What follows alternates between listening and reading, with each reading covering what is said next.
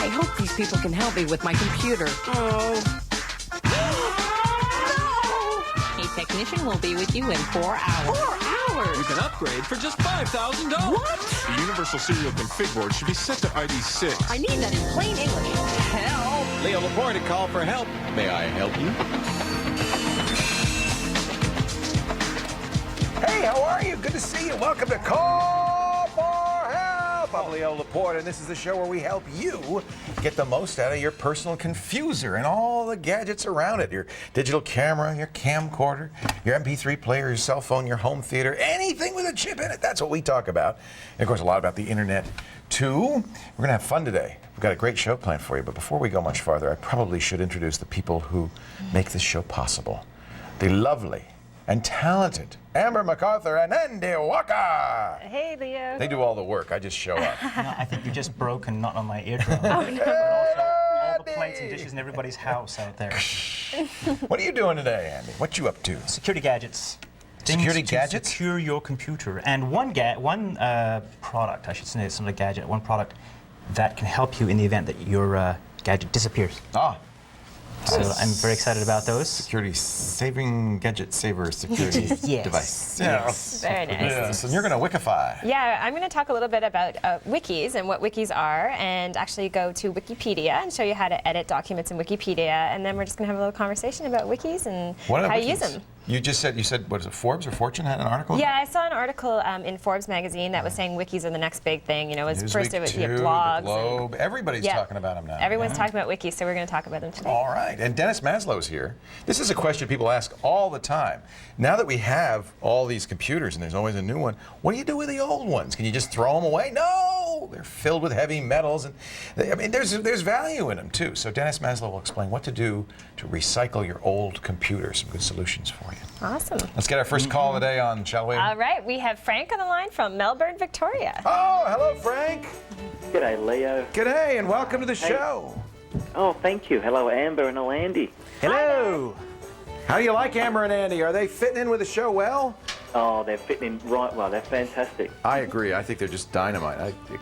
As I said, I couldn't do it without them. Well, it's nice to have you all the way from Melbourne. Welcome. Have you been watching now? Are you watching us on the How To Network? Absolutely. Wouldn't miss it. It's great news to hear you're back again. Yes. Been a fan of yours for a while, so excellent to have you. Thank you, Frank. Oh, I couldn't be happier about being back. And it's, my big thing now, and Amber and Andy and I are all pushing for this. We want to come to Australia and do the show. Yes. We want You're to do more it. than welcome. Yeah. We've got a lot of fans down here, so I absolutely know. get down here. I know. I mean, we've already had invitations. I don't know if we'd be able to go see everybody, but we've had invitations to visit all over the land. That's right. Oh, you pick a venue, we'll come to see you. No worries. Okay, maybe we'll do that. What can I do for you, Frank? Look, I've got a brand new, fantastic laptop. Yeah. It's a wireless. It's wonderful. It's doing great guns. It's flying on the internet. Yes. But unfortunately, I'm not able to share files between my desktop that's hardwired and the laptop. You can actually see the files on both computers, but when I try to click on the laptop to get something from the desktop, it's not giving me access.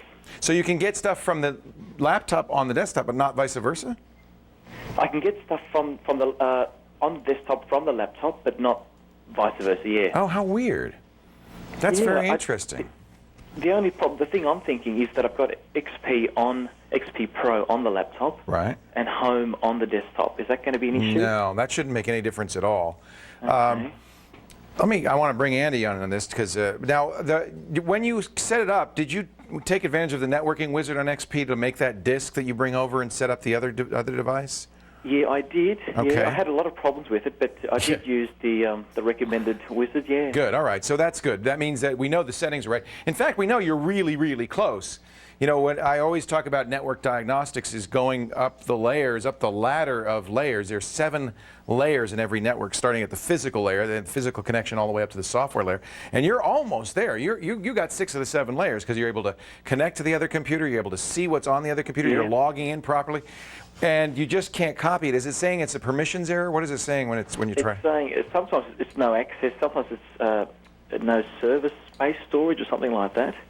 Yeah, I have to say, a lot of times the error messages on networking leave a lot to be desired, like they have nothing to do with what's going on. Yeah, no clues at all, definitely. When you log on, so you're saying you cannot get files off the laptop? Yes. Okay. So you can get files off the desktop, but you can't get files from the laptop. No, sorry, the other way around. Other way around. You cannot get files from the desktop, but you can. Now, one thing is make sure you're logging in with the appropriate login. So you use the same login in XP that you would use to log into the computer in general. That's right. Yep. And you are using that. Yes. You know, there are some little issues. I don't know, Andy, do you have any thoughts while I... This is what I do when I have a problem with sharing like this, is I actually create a new folder, and I right-click on it, and I set up sharing on it. You start a fresh share. So I start a fresh share, and I drag and drop everything that I want to share into that folder. And that should show up on the network neighborhood of the computer you're trying to retrieve it from. Right, yep. Right? So that's one way, that's one place to start. Frank, the other thing you could do is, I mean, do you have a firewall by any chance sitting on your desktop? Yeah, I do. Yes. So, oh, well, I bet you any money that's your problem. Oh, it's a software firewall? Yes. Have you tried it without it on? No, I haven't. Oh yeah, That's got to the problem. Should have gone right to okay. that. You're right. Yeah. In fact, try turning it off, and if that doesn't work, then remove it. Yeah, that's true. Because sometimes you can turn off Zone Alarm and it still does stuff. It's still, yeah, it's got its fingers into the operating system. The other thing is that there is some voodoo. For instance, naming the computers or workgroup names have to be the same. It's best not to put any spaces or punctuation. Do all uppercase in the name, and just the little things like that. I have a whole checklist of weird little troubleshooting issues. But I have a feeling, I think it's got to be that firewall, Frank. I really do, yeah. And a lot of the times when we see connectivity issues, whether it's networking or internet, it's some sort of security device that is just getting its fingers in there and mucking with things. Do you have a router that's sharing your internet access with the outside I do, world? a wireless, D-Link wireless router. Yeah, I think that's sufficient to protect your network. You don't need a software firewall on your desktop anymore. Right. So I can switch off the Microsoft's... The Microsoft firewall? Yeah. Oh, so you're using the Microsoft firewall, yeah. Use the Windows when you turn that one off as well. Yeah, I would turn that off. Oh, okay. What else could he try? Is there anything else? The new share is important. Close.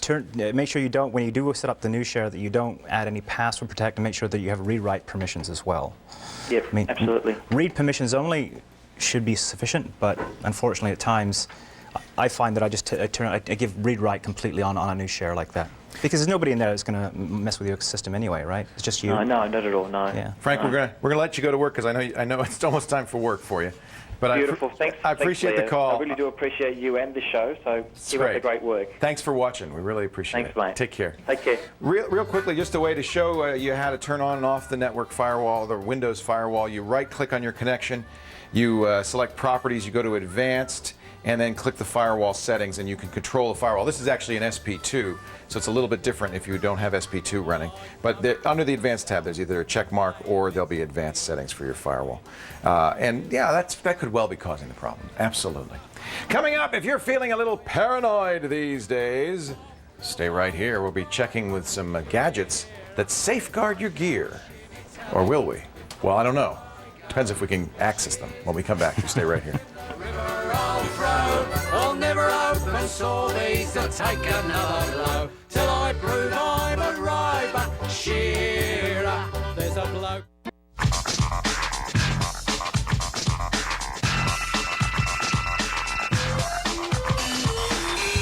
Welcome back to Call for Help. You know, I was thinking if Frank wanted to leave the Windows firewall on, you don't really need one, Frank, because you've got the router. There is a box where, in fact, you have to check it. The defaults are unchecked where it says file and printer sharing is allowed on that system. So if you go into the advanced settings for the Windows firewall, check the box that says file and printer sharing. That will allow the file sharing to work. However, best thing, I would just turn it off. You don't really need it if you've got the router. Well, here's a question for you. Is the CIA reading your mind? Are you wearing a tinfoil hat because someone is messing with your computer? Are you paranoid? I can't help you with the CIA, but we can help you safeguard your gadgets, right? Oh, yeah. Yes. Oh, yeah. No need for a tinfoil hat now. No, although God knows I've made them before. I sat in the closet for hours. Please don't bother my mind. Security gadgets. Yes. The great thing about today's little gadget episode is that they're really small. Tiny, tiny, tiny. Gadgets. So let me show you the first one, and actually the least secure one, as it turns out. Oh, really? Yeah. This is the Microsoft fingerprint reader. Now, see, you're seeing these a lot. In fact, IBM even ships laptops now with these built in. Yeah, yeah, they do. You read the literature on this little baby, and it says, for convenience only. What? Do not use as a security measure. You're kidding. No. So, I mean, there are some that are secure, right? There are some that are But this secure, is yeah. not one of them? It's not particularly one of them. So the idea here is, it's not going to let you in because your thumbprint is not like mine. Well, unless you're my father. if I cut off your finger and used it, would that work? I don't think so. I don't know. Let's try it out. No. It's not working. No, but let me use mine. Okay, use yours. No, it still doesn't know who you are. Yeah, it logged you in. It logs me in, so I don't have to type in my password. Now can we do? We should really show that. I don't know if you saw that on screen, but it actually. Here, let me log out. Yeah. And let's do that again. If you can show the screen as well. Oh, we gotta launch all your antiviruses. Oh, man. What the heck? You got too much stuff going on here. Yeah, I know. Please enter your password. No, it's okay. It's another demo. Oh, all right. Well, we'll never get to see that again. But it worked. It worked. We can reboot. We can reboot and show it at the end. No. That's all right. That's all right. All right. That's Okay. Let me switch over to this other machine here. I'm going to show you something that's slightly more secure. This is a little device. Is called the Kensington. Why PC is that not key. secure? Just out of curiosity, Microsoft. Honestly, I don't know why. I guess because probably Easy to there must be a spoof. way to spoof or hack it or something along those lines. So this looks like a normal USB key. Yeah, normal USB dongle. And the idea is that you'll plug that into your USB connector on your machine. I happen to have an extension cable here. Okay, so plug that in. So plug that in. Just get rid of. You've got a lot of security on yours. This is the problem when you use many security gadgets is that you can't do anything. You can't do anything at all. No. So let's just go in here for a second. He's got it so locked down that the lock's not working. Okay, so that's plugged into a USB device. What's cool about this is the system will detect that and say, okay, this is actually an electronic key. So what you can do is, let's say you have a folder here, and you want to encrypt it. You want to protect it from anybody getting to it. Yeah. You can right-click on it. Oops. You right-click on it, and you can see you select PCLE encryption, and it's gone. Well, where did it go? It went into our secure folder. Now, it's not actually stored on that. No, it's not stored on that. It just uses that as the lock-unlock mechanism. So you don't need a password or anything. You just need that physical key. Lose the key, though, and you're out of luck. But well, actually, there is an authentication process you can use with a server and that sort of thing. But if I unplug it now, and I try to open up that file I've just encrypted, I like this. It asks me for a password, and it also then goes and looks for the key as well. So if I click OK, it says, please insert your key. So let's insert the key. Oh, I think this is a good idea. And now you can get into it. Now you can get into it. So you not only, there's two layers of security. There's a password and a physical key. That's right. Wow. And bingo. For some reason it starts to play as well after you double-click on it and unencrypt it. This is kind of fun too because this is about a $50 item. That's American dollars, and it also will be used as a key to get in and out of your computer as well. So you can't even log in with that? So you can't even log into your machine unless this is plugged in. I really like that. That's a very good idea. It's very low budget. This is Kensington, $50 US? PC Key LE it's called, yeah. PC Key. $50 US. Wow. PC Key LE? LE. LE. LE for light, I guess, or light edition, as opposed to. Okay. Very good, very consumer friendly. I like that. I thought maybe, it's kind of like St. Patrick's Day, PC Kelly. No. Okay. All right, so I'm going to plug. I have one more dongle in here. This is something that's actually more advertised as a toy than anything else, or for parents perhaps.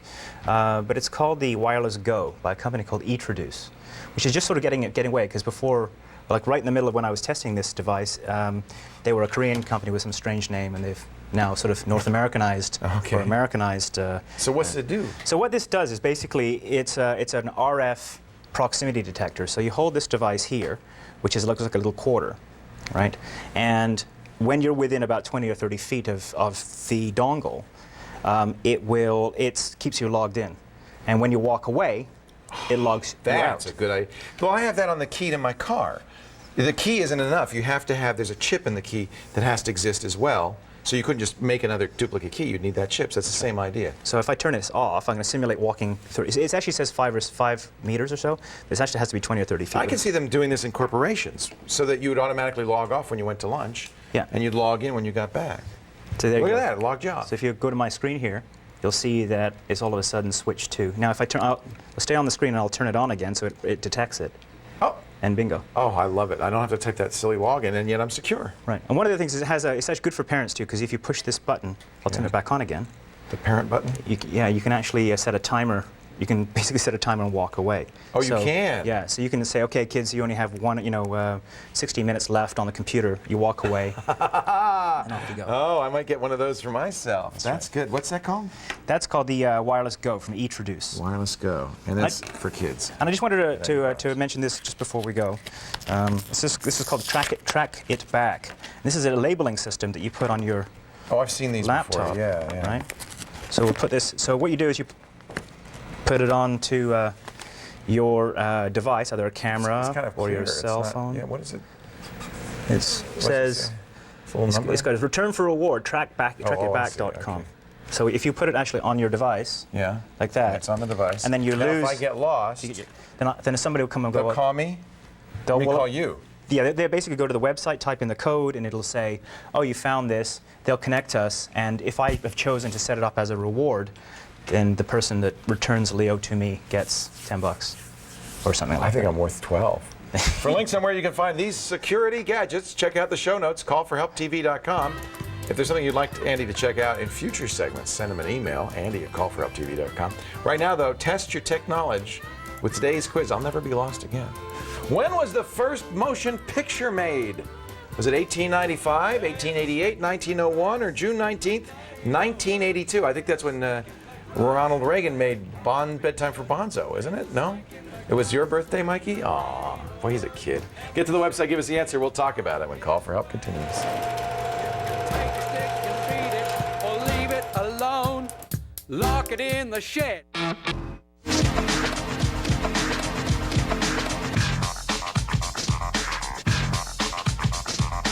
Welcome back to Call for Help. Time for a quick tip of the day. Did you know that you can easily create a resume in Word? All you have to do is go to File, click New, and then on the right-hand side of your screen, under Search, go to Templates, type in Resume, and then you'll have a number of options of resume templates. Here's the fancy resume template that comes up, so you don't need to worry about creating your own template from scratch. This is really handy if you want to create a resume, you don't have a lot of time, and you want a little bit of guidance. And now we have another caller. We have Mark from New Maryland, New Brunswick on the line. I love those templates. I think those are very they're great. handy. They're really good. Thanks, Amber. Hello, Mark. How are you? Hello, Mark. Hello. How are you? Good, Leo. How are you? Great. Welcome to the show. Thanks a lot. Great to talk to you. Yes. What can I do for you? Well, we've recently become owners of an iBook, and we're having some trouble with Messenger clients. Yeah. Trying to find an MSN-compatible client that has webcam support. Oh, you want the video? Yes. Yeah. MSN Messenger has not been kept up to date on the Mac platform, I'm sorry to say. We found that out, Yeah. but there is something coming. Are they going to do an update? It's a ways away, yeah. Yeah.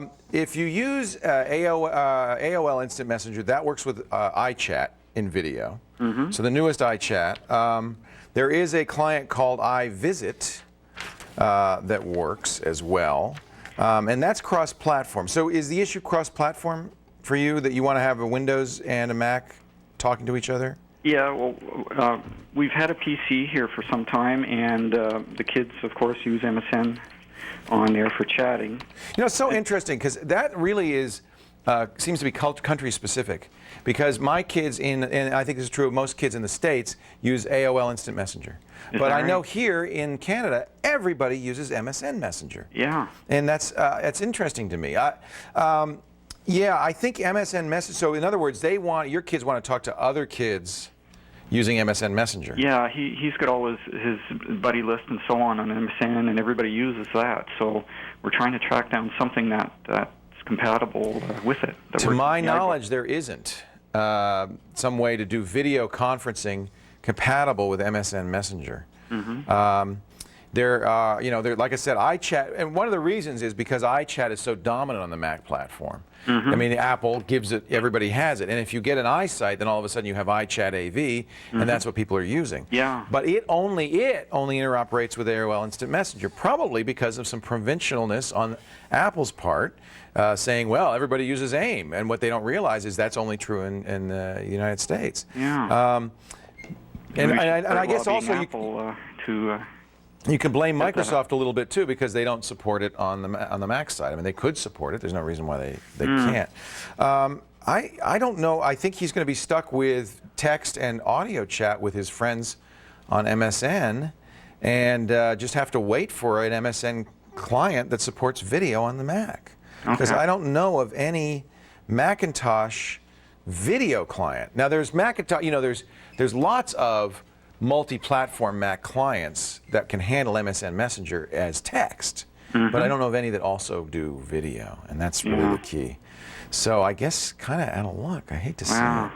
That's what I'm kind of finding here, and I called you as a last resort. Oh, I hate to be anybody would know, you would. I hate to be a failure. This is what I generally recommend is either iChat AV or this iVisit, but this iVisit it requires iVisits on both sides. So I guess what he could say is to his friends, hey, I really want a video chat with you. Would you mind downloading another client, but yeah, if he really wants to video chat with people in MSN, let me ask you, Amber and Andy, do people who use MSN Messenger frequently here do video chats? I've never. No, I don't know anyone actually. Yeah. Yeah, I don't know anyone who uses it for video chatting. Yeah. Just text chatting. Yeah. I do it with my brother sometimes in Korea. Will you use Messenger? Yeah, I will. And you'll do the video chat. Yeah, and for the most part, it's a little. The thing is, the wizard on it is a little finicky at times. Right. You can actually go through, and more often than not, you'll get a video picture but no audio.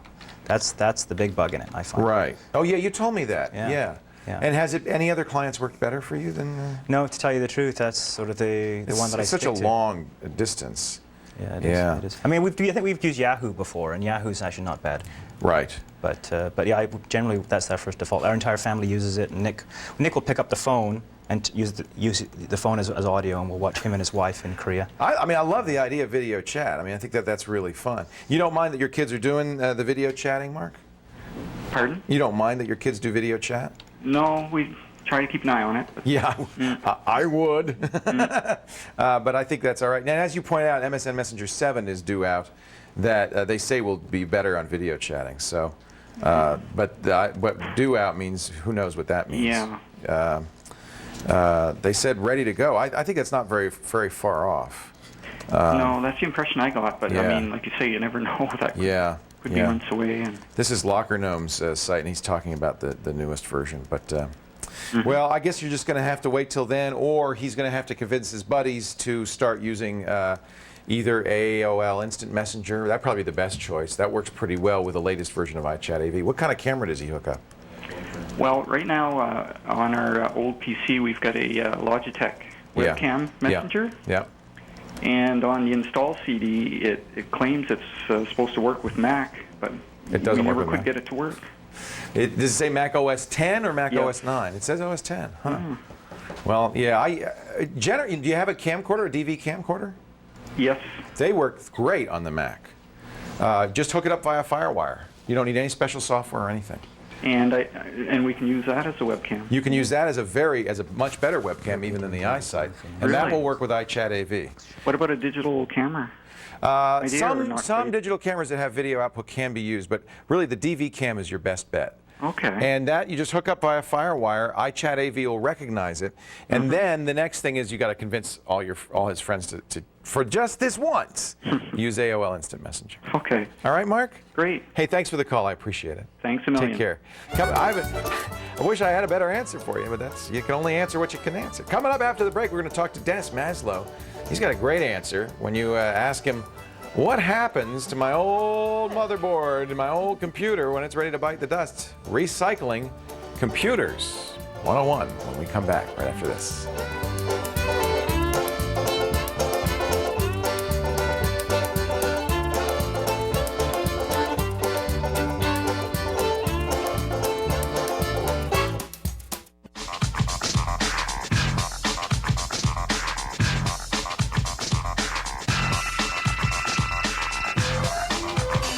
Where do CPUs go when they die? They don't go to heaven where the angels fly. In fact, some of them go straight to Dennis Maslow, who runs a computer recycling center. He's here to tell us about the security steps he follows to ensure that when you give him this, you're not giving him your credit cards and all your personal photos and all that stuff. Dennis, welcome. It's good to have you. Thank you. What's the name of your recycling center? Computation. Computation.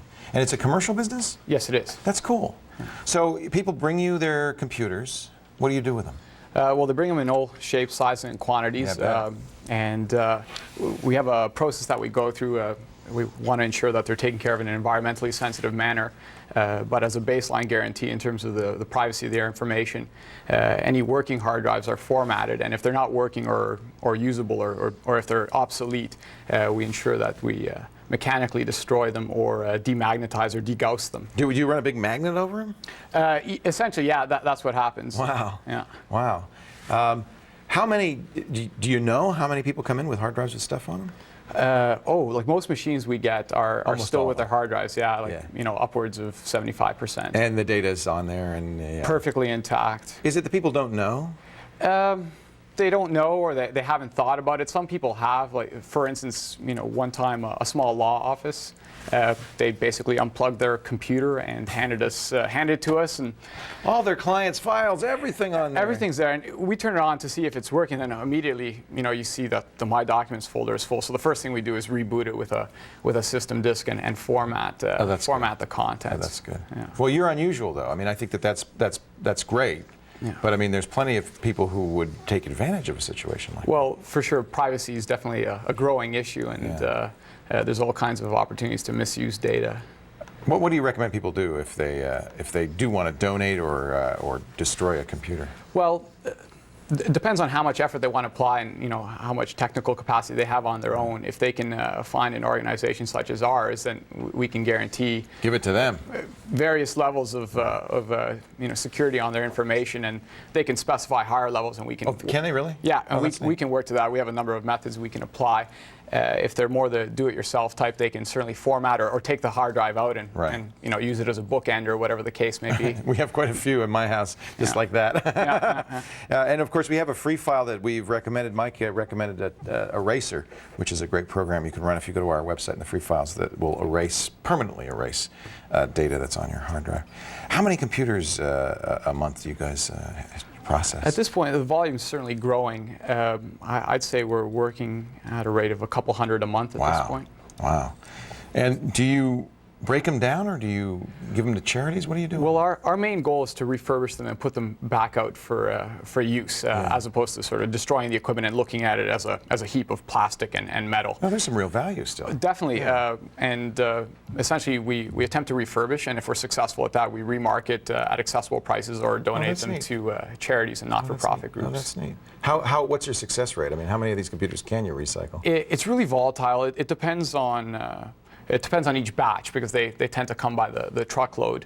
But I'd say on average 50%, something along those lines. That's pretty good. Yeah. So a lot of your business is from companies that are just getting all new computers and they just get rid of them all at once. Or they're cleaning house. Spring comes and the closet's full and it's time to clean it out. The CPU is one thing, and certainly there are ways to deal with that. What about monitors? Those must be hard to deal with. Monitors are probably the trickiest component. If they're still working, we have an extremely savvy masters of electrical engineering working for us, and give him a voltmeter and a soldering iron and he can fix just about anything, and he's rude to toss anything out, so he'll hang on to things for dear life and fix just about anything. But that's great. If we can't get them working, there's definitely hazards in the monitor. There's lead lining the glass and gas in the tube, and then we take special precautions and send them to places that have bag houses that sort of suck in the vapor and separate everything out and reuse the metals. And you got to be careful because they'll implode if you break the glass, and you can have all sorts of problems.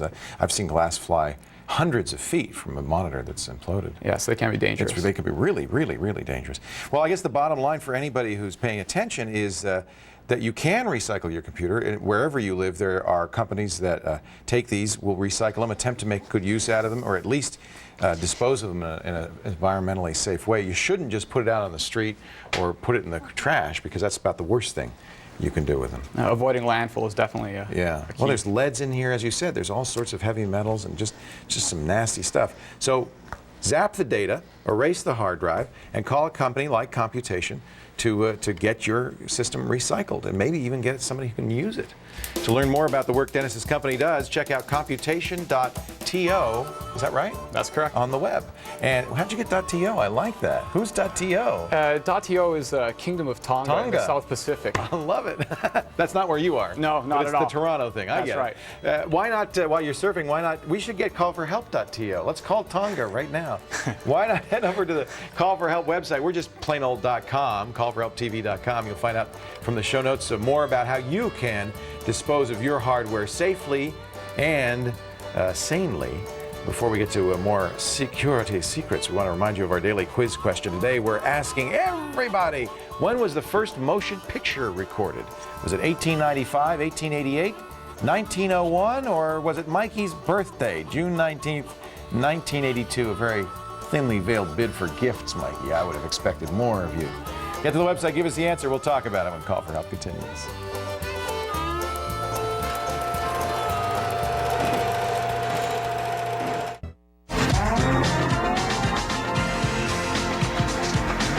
Welcome back to Call for Help. Before the break, we asked you when the first motion picture was recorded. 1895, 1880. I'm going to say 1901. That would be my guess. I know it wasn't 1982. Oh, wow, 1888. A long, long time ago. In a galaxy far, far away. Hope you got that right. Good question, Mikey. You stumped me. You stumped me. Yeah. I was around, but I just don't remember it. It's a long time ago. All right, I got a knock-knock question, Amber. All right. Knock-knock. Who's there? Candace. Candace who? Can this show get any better?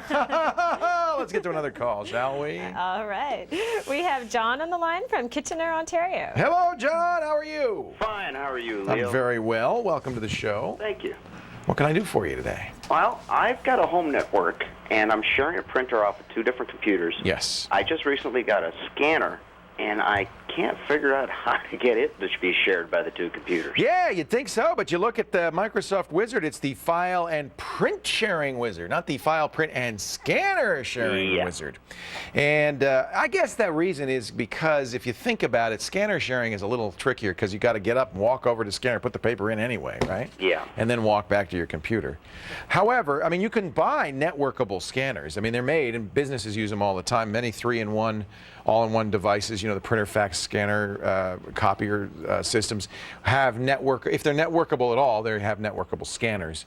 Now, I haven't tried it, but I'm going to point you to some software that claims that you can do this with their software, and at least you can try before you buy. It's called Remote Scan. Remote Scan. And it is a Twain driver, which is what you'd want, and they say that you can use it to scan from a scanner, share a scanner that's hooked up to any PC on the network. Okay, because the scanner's like within reaching distance of me. It's in a small office. It's just So 2 why should you have computers. to move it to some other computer? Yeah, I could probably do that too. Yeah. Well, I mean, that seems like a lot of work. So now, all I can say is I haven't tried it. And unfortunately, they do offer a demo, but all it does is scan an image from their office. You're scanning it over the network. Oh. So I don't know, you know, I mean, I guess that, it's not, to me, it's not the best test I've ever heard of, right? Because they could be faking that. So, but it looks like a legitimate company. I just wish you could try it before you bought it to make sure it would work on your network and so forth. PC Magazine said it works, so I guess it works. Okay. You put a server application on the computer where the scanner is attached. That has to sit there, of course, because it has to make the connection with the scanner, and then you install a client application on any other computer. Andy, you have a suggestion for him, something he could do? Yeah, we had a really cool USB, actually both a wired and a wireless USB adapter from a company called Silex America. That's a good way to do it. Right, and it's this little white box. In fact, I have it up on my screen here. It's a little white box, and you can plug a scanner or a printer. And it's a network device. It's a network device, right? So you can actually either leave the scanner standalone. It talks across your wireless network. That's a great idea. Or you can plug it directly as a wired solution. That would be another way to do it, John. A little bit of hardware that would put the scanner on the network. Okay. And then I guess you'd still have to run some software on your PC to make that work. I think it comes with with an auto detect sort of thing. So, but I think it detects USB. You use the USB drivers You would have to for translate it. the scanner. Yeah, exactly. Right, but it would detect it and it would work. Right. Because the software on your system is looking for a Twain device. So all it would have to do is say, Yeah, that's a Twain device. That's it. Yeah. It's just over here is all. It's all over there. And then translate all these requests for this local Twain device into a network device. So there's two ways to do it. Remote-scan.com, that's software. Yeah. And then I've seen a number of companies that make these dongles that are designed for sharing USB devices over a network. It basically turns USB into a network. Okay, I think I have seen those out there. Yeah. So, I mean, let us know how it works, because I'll be honest, I haven't tried either of these, and I wouldn't mind the ability. Like you, I have a scanner in the office, but it's just not on the computer I use all the time. So. Yeah, because I've got the printer on one, and I've got the scanner on the other. Yeah, exactly. Is it a USB scanner, or Yes. is it? Okay, so that's going to be that should be doable then. Yeah. Okay. Great. Hey, thanks, John. I appreciate the call. Good question. I think we need to get some of these in here, don't you? Yeah, I think we do. I think we do. We could try them out. Right. Yeah. Viruses, spyware, and Trojans. Oh my! There sure are a lot of nasties out there that can do nasty things to your PC. Fortunately, Andrew is here with our free file of the day, a program that helps defend against hostile programs. Well, isn't that what a firewall does? An antivirus? Anti-spywall? Well, spyware? This is kind of an interesting little application. What my screen's up here. Right. It's a little program called Process Guard. Process Guard. Yeah, and what it does is essentially it sits and it watches for things that get launched into memory. Okay. And it says, is that a valid program? So it's not a firewall, it's watching what's going on. It's kind of a security guard kind of idea. It's a process guard. So that would help against spyware, wouldn't it? It would help against spyware, viruses, Trojans, viruses, even keyloggers, things like that. Oh. So that's a nice thing. It's kind of clever. So how does it work? It has a very simple interface. You can open it up here, and essentially when you first start it out, you only get this main tab here. What it does is it starts to watch the types of applications that you run on a regular basis. Okay. And it will actually interface with a database back at home, I guess, on the net somewhere. So you don't have to tell it what everything is. No, but there is a manual way you can go into and look at the different processes that are running at any given time and right-click and say, tell me more about this. Oh, interesting. Tell me exactly what Adobe and it gets Gamma that thing from is. its online site, which we can't do right now because our and network's a little down. flaky. Yeah. Right. But let me show you when it does find something. Let me show you a little Looks demo. like this is an Australian company. It is actually from. They're from Perth. Oh, that's neat. How exciting is that? So, but they actually ship a little demo. So I'm going to double-click this process kill demo and show what happens when it actually detects something. So I'm going to go next. It says, here is something it's found. It says it's terminating the security processes right now. So it doesn't ask you for permission or anything, it just does it? On the things that it knows, absolutely. That it knows they're bad. It knows this is spyware. That's right. That's a good idea. Now it's free, and this is free, of course. They do have a pro version that has a whole bunch more features and is a little bit more smarter about some of the more obscure things that will pop up on your system. And as long as they keep that database up to date, you don't have to do a lot of work. They just let them keep track of what's good and bad. That's right. I thought this is a great idea. What is this again called? It's called Process Guard. Now, do they have a commercial version or something? Yeah, they have a pro version that has all kinds, I said, advanced heuristics and things like that. Got it. Got it. Well, that's, I think, a sensible way. Maybe this may end up being like the third application everybody should have, or fourth after firewall, antivirus, anti-spyware, a process guard. It might even eliminate some of the other applications. All right, we'll have links to it on our free file website. All the free files we've ever done, they're all there, so you can download and enjoy. And of course, if you have an idea for a free file, send it along to Andy. Andy at callforhelptv.com. So, what's a wiki? Well, it means more than just Hawaiian for quick. Find out when we continue right after this.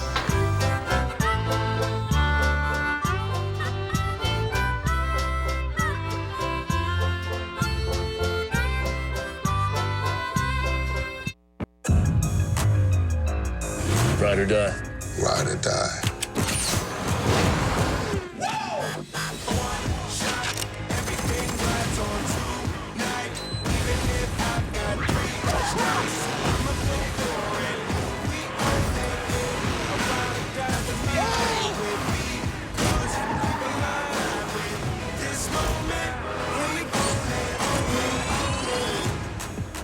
Starts May 24th.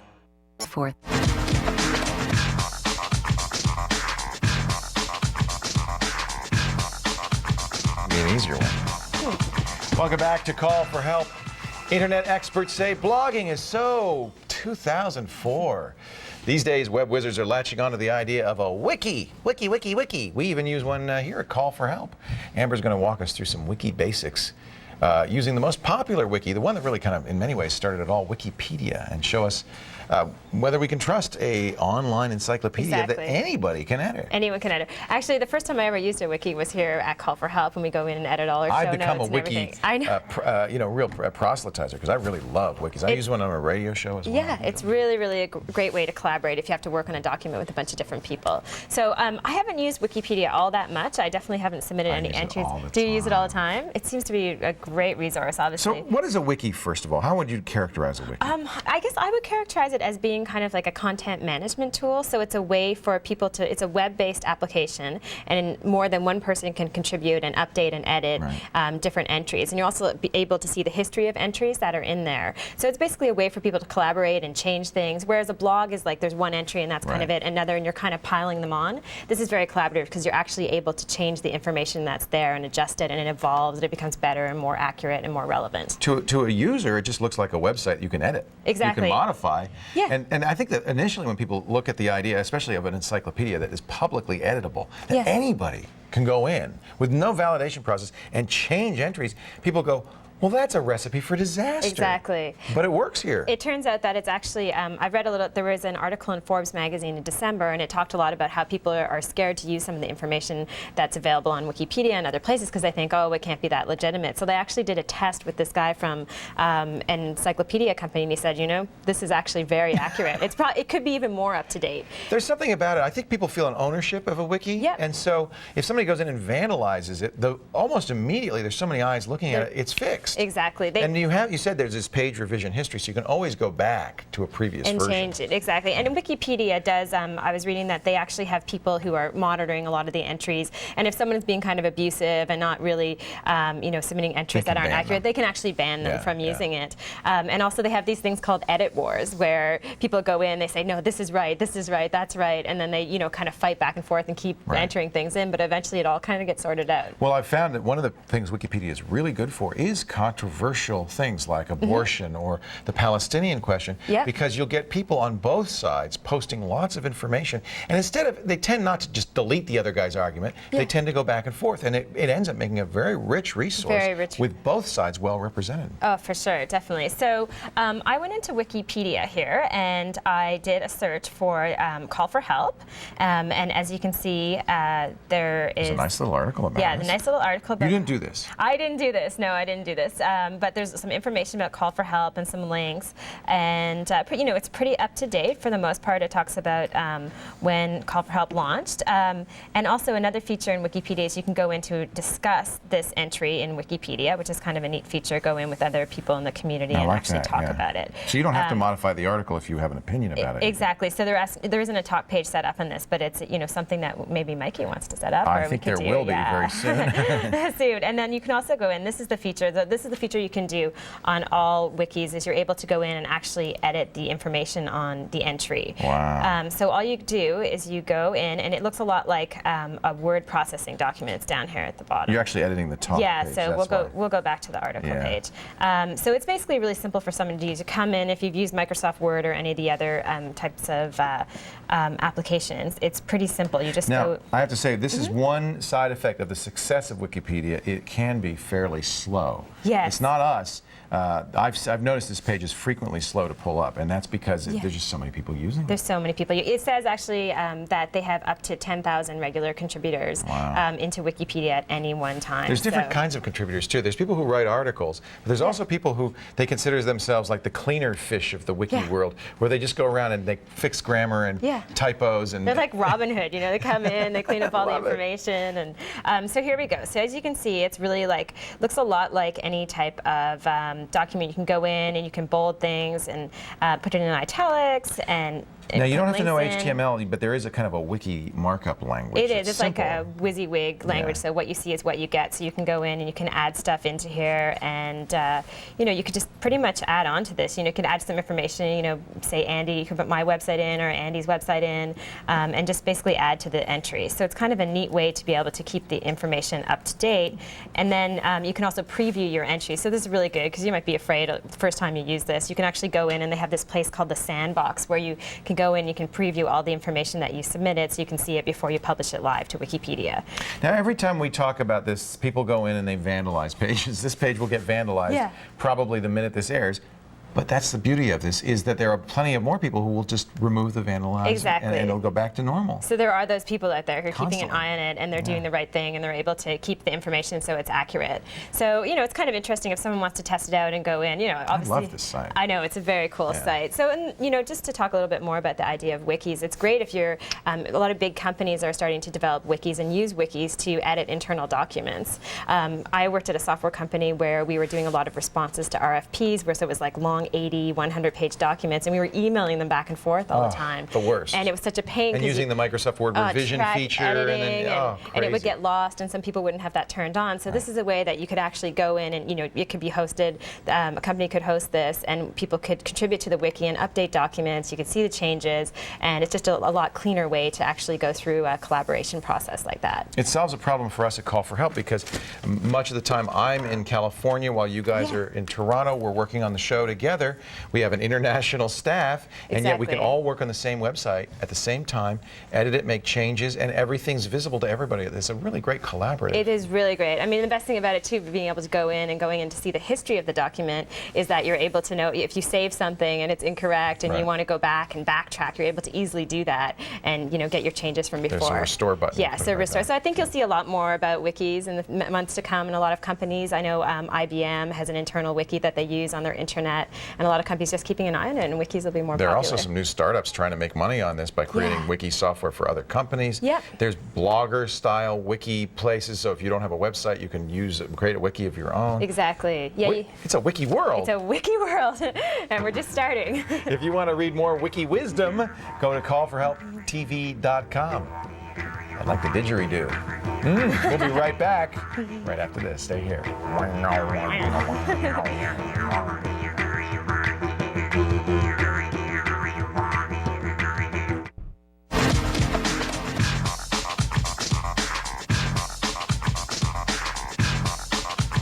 Welcome back to Call for Help. We've got a newsletter. Yeah, every day we send out an email, and you can be on that mailing list if you'd like. The email contains the show notes from the day's show, so everything we talk about, links and so forth, plus what's upcoming on Call for Help, so you can get an idea of what's ahead, plan your viewing schedule. It's free, it's easy to subscribe to, and no salesman will call. Just go to, I promise, no spam, no junk mail. We're very careful about that. Just go to callforhelptv.com and sign up for the newsletter.